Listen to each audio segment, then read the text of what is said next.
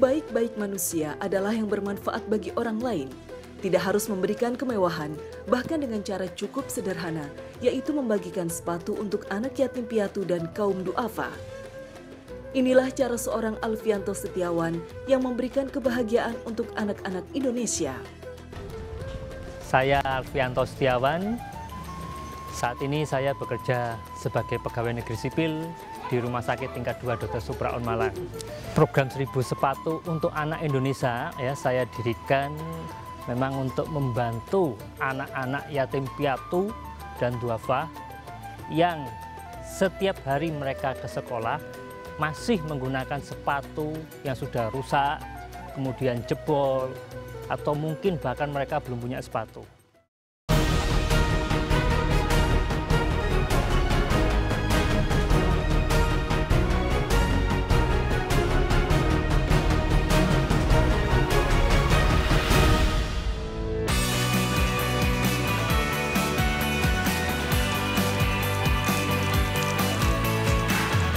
Awal mulanya dulu itu ya saya membantu seorang anak yatim di daerah Malang Selatan ya.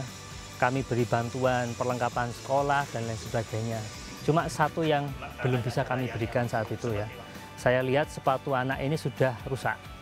Sudah waktunya ganti dan saat itu memang saya sudah kehabisan uang untuk memberikan sepatu kepada dia ya. Kemudian saya foto sepatunya, saya pandangi terus sampai di rumah, berhari-hari juga saya pandangi kira-kira apa yang bisa saya perbuat untuk sesuatu yang bisa menginspirasi juga. Ya. Terbesitlah ide saya ingin memberikan bantuan sepatu. Karena mungkin kayak kalau bantuan perlengkapan sekolah lainnya itu sudah banyak yang memberikan. Tapi kalau bantuan sepatu sekolah agak ribet ya, kita harus mengukur sepatunya dahulu, kemudian kadang sudah diukur sepatunya kita belikan sepatu, ternyata tetap nggak pas. Berawal dari modal pribadi secukupnya, Alfianto memulai langkah untuk memulai program 1000 sepatu untuk anak Indonesia. Dananya sebenarnya dari pribadi karena ini program kami pribadi ya. Tapi saat menjalani ini, ya, akhirnya ada juga teman-teman yang menitipkan donasi, ya, titip Mas Alfi untuk anak yatim, nitip untuk membelikan sepatu anak-anak yatim. Akhirnya kami terima dan kami belikan untuk sepatu sekolahan anak yatim piatu dan duafa ini tadi.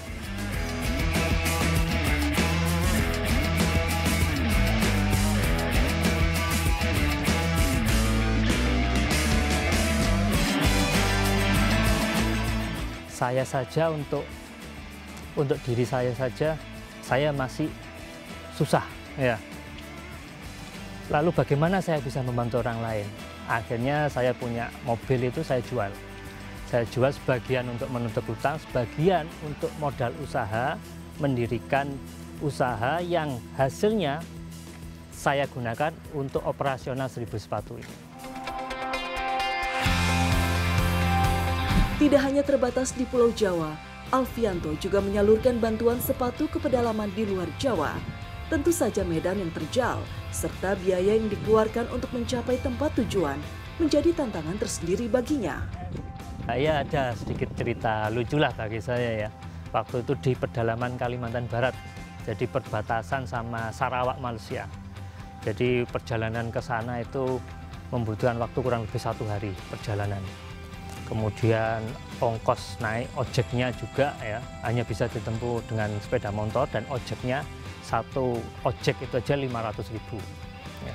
Perjalanannya luar biasa sangat berat. Kami waktu ke sana itu kejar-kejaran sama mendung, khawatir ada hujan loh, kita getkan aja kendaraan itu, bahkan sampai ngetril jatuh juga pernah ya. Nah, setelah di pedalaman sana, pedalaman Sungkung namanya, di daerah dekat Sarawak, Malaysia, di hutan, di situ ada perumahan dari kayu-kayu gitu ya, nggak ada listrik di sana. Responnya senang sekali karena banyak dari mereka justru nggak pakai sepatu sekolah. Mereka pakai sandal jepit itu sudah bagus di sana. harga sepatu sekolah bisa 3 atau 4 kali lipat dari harga yang di kota. Namun sebuah proses tidak akan mengkhianati hasil akhir. Bukan hanya kepuasan batin, Alfianto juga mendapat pengalaman berharga. Waktu itu saya ke Pulau Timor, NTT ya. Pulau Timor, jadi dari Kupang kurang lebih sekitar 5 jaman lah mungkin masuk ke dalam ya, ke Kabupaten Timor Tengah Selatan. Ya. Di sana kaget juga ya, saya sebelum-sebelumnya waktu ke pedalaman juga nggak pernah disambut seperti itu. Mereka sudah memakai pakaian adat anak-anaknya ya, berjajar rapi, kemudian disambut pakai pantun-pantun dalam bahasa mereka juga yang saya sebenarnya juga nggak paham gitu kan. Ya, setelah itu mereka bernyanyi bersama itu lagunya. Ro ro ro hina ro, itu terekam betul di ingatan saya.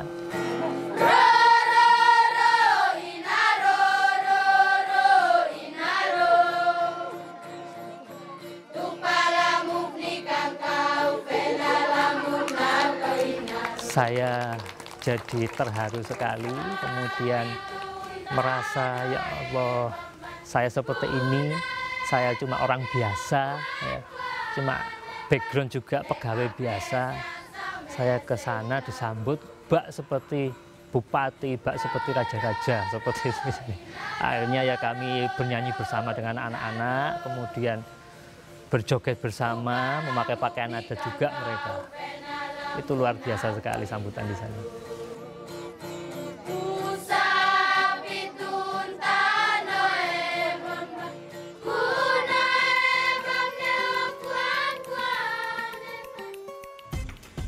Untuk mendapatkan sepatu sesuai ukuran, Alfianto harus mencari sendiri ke pasar dan toko-toko. Atas kegigihan Alfianto dalam mewujudkan niat ikhlasnya, banyak relawan yang terketuk hatinya untuk turun membantu. Di awal mula ya tahun 2017 itu untuk mendapatkan sepatu sekolah kami harus menelusuri toko ke toko. Ya, waktu itu di toko pecinan di daerah Malang ya. Nah, kami beli di sana. Kemudian lama-kelamaan mereka tidak mengatasi pesanan kami karena mungkin tambah lama tambah banyak dan ada ukuran-ukuran tertentu yang harus dipenuhi. Akhirnya beralih ke pasar besar, kemudian pasar besar juga kadang nggak bisa mencukupi juga karena ada nomor-nomor tertentu yang sudah habis. Nah, akhirnya kita cari channel pabrik sepatu sekolah. Ya, ada di Mojokerto salah satu pabriknya. Nah, jika kami ingin membeli sepatu dalam jumlah sangat banyak, kami langsung menghubungi dari pabrik. Kadang saya yang ke pabriknya langsung, atau mungkin pabriknya pas ada jadwal ke Malang, mereka ke Malang mengantarkan sepatu pesanan kami. Ya. Relawan ini ada yang dari kota Malang, kemudian ada yang dari luar Jawa. Ya. Untuk yang dari kota Malang memang ruang lingkup mereka hanya saya tugaskan untuk di area kota Malang saja, contohnya untuk mendata ke sekolah-sekolah di daerah kota atau kabupaten Malang yang akan kami datangi. Sedangkan untuk relawan yang di luar Jawa, ya seperti Sulawesi, kemudian Kalimantan Barat, kemudian ada di Pulau Timor, Sumba Timur, Pulau Nias, nah itu mereka kami rekrut untuk mendata ukuran sepatu anak-anak. Nah, selanjutnya mereka mengirimkan data-data tersebut kepada kami. Nah, dan jika memang jadwal saya sebagai pegawai negeri ini pas senggang, nah, saya biasanya ambil cuti langsung pergi ke pedalaman untuk menyalurkan bantuan sepatu.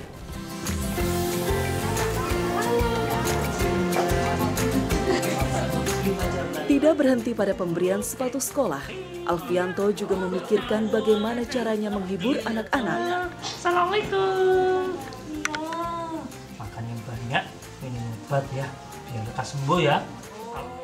Tak hanya doa dan tekad yang bulat, usaha Alfianto juga mendapat dukungan dari keluarga dan lingkungan sekitarnya. Saya mendukung penuh kegiatan yang dilakukan oleh suami saya dalam program yang beliau laksanakan, yaitu program 1000 sepatu untuk anak Indonesia. Saya mendukung penuh karena saya mempunyai keyakinan kepada Allah. Kami ini mempunyai harapan yang sangat tinggi, ingin dipandang oleh Allah dengan pandangan rahmat, berpandangan rohim dengan cara kami menyayangi anak-anak yatim. Sesungguhnya janji Allah itu pasti. Setiap perbuatan baik akan kembali menjadi hal yang baik pula untuk orang yang melakukannya. Inilah yang dirasakan oleh Alfianto setelah rutin menjalankan kebaikan. Saya dulu kan kontraktor ya. Kontraktor jadi suka pindah-pindah kontrak dari rumah satu ke rumah lainnya. Kalau dihitung-hitung itu kira-kira lebih dari 5 kali saya pindah-pindah kontrakan itu ya. Dan setiap tahun juga harga kontrakan kan bertambah. Dengan mungkin berkah ya dari program 1000 sepatu ini juga, alhamdulillah saya dapat rumah dinas. Untuk adik-adik ya, khususnya anak-anak yatim piatu dan duafa ya, hidup itu tidak boleh sederhana.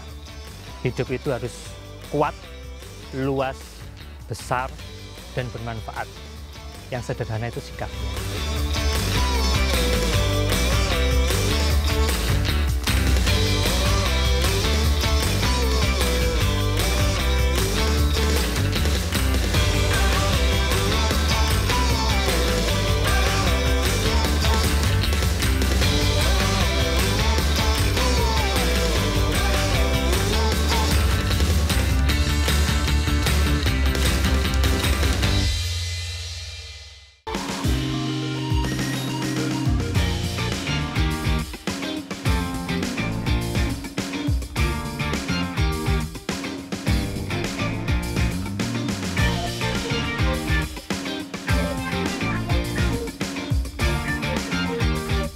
Agama Islam sangat menjunjung tinggi kebersihan dalam berbagai sisi kehidupan.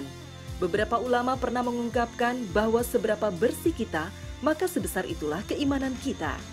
Salah satu kewajiban bagi seluruh umat adalah menjaga kebersihan lingkungan. Namun menjaga lingkungan agar tetap bersih dan sehat memang merupakan suatu pekerjaan besar. Bekti Maulana, pemuda berusia 21 tahun asal Yogyakarta, mendedikasikan diri sepenuhnya dalam menjaga kebersihan lingkungan. Membersihkan sampah sudah menjadi bagian dari kesehariannya bersama komunitas Jogja Garuk Sampah. Dengan keinginannya sendiri, Bekti telah berjanji untuk terus menjaga kebersihan kota Yogyakarta dengan melakukan kegiatan yang dinamakan Garuk Sampah. Kadang dengan beberapa kawan lain, namun tak jarang ia melakukannya seorang diri.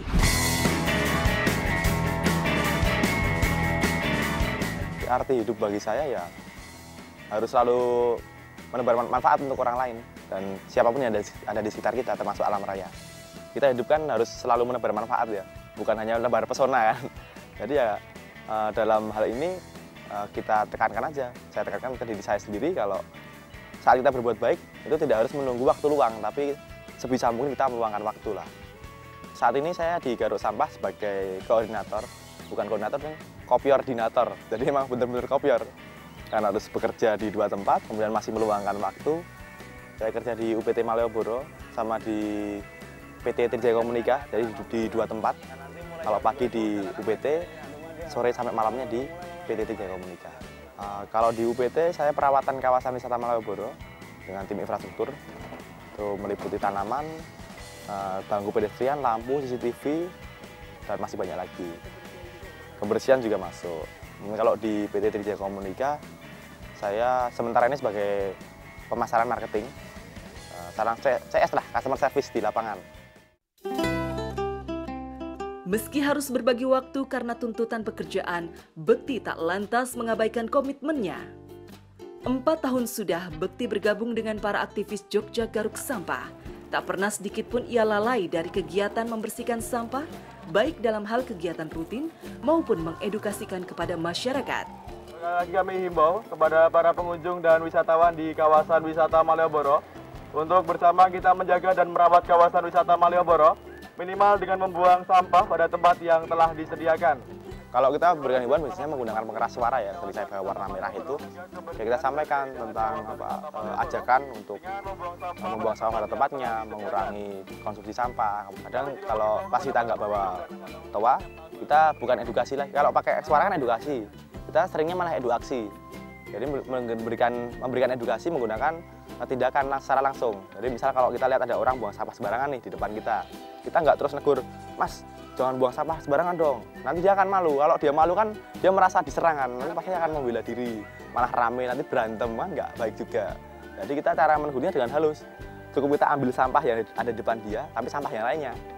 Kalau saya sih agak slow motion gitu kayaknya. Nanti kalau udah dia lihat, baru saya agak cepetan. Nah, itu beduk tular tuh udah hukum alam ya. Orang itu akan selalu mengikuti apa yang pernah dia alami ya, atau yang pernah dia lihat. Kayak parkir lah, ada satu orang parkir sembarangan, yang lainnya ikut juga. Ada orang buang sampah sembarangan ikut juga. Tapi kalau kita rubah itu, ada orang parkir pada tempatnya, orang ikut juga. Ada orang buang sampah pada tempatnya, orang lain akan ikut juga. Tentu tak sekedar menghimbau kepada masyarakat untuk membuang sampah pada tempatnya. Bekti bersama anggota lainnya secara rutin juga terjun langsung ke lapangan untuk membersihkan sampah. Salah satunya adalah sampah visual yang mengganggu keindahan kota.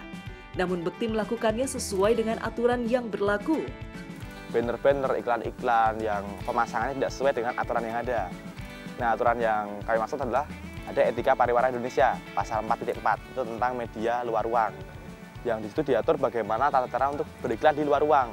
Tepatnya di mana, kemudian kotanya seperti apa, kemudian harus seperti apa wujudnya, itu diatur secara rinci di situ. Kemudian kalau di Kota Jogja sendiri, itu ada Peraturan Wali Kota nomor 23 tahun 2016 tentang pelaksanaan Peraturan Daerah nomor 2 tahun 2015 tentang penyelenggaraan reklame. Jadi ketika kita melakukan kegiatan membersihkan sampah visual, tidak lagi merupakan kegiatan yang asal bersih-bersih, tapi kita ada acuannya, ada dasarnya tadi. Jadi kalau tanya, ini maksudnya apa? Ya kamu yang maksudnya apa? Ini ada aturannya, kamu harus ikutin ini. Dan saya warga Jogja, saya nggak ingin kota saya kotor hanya karena kalian yang mencari keuntungan seperti ini. Harus memperhatikan lingkungan juga. Bagus banget, Bu. Nah, ini kayak ngajak masyarakat kan. Kita harus memaringi sampah ini. Dimanfaatkan sebagai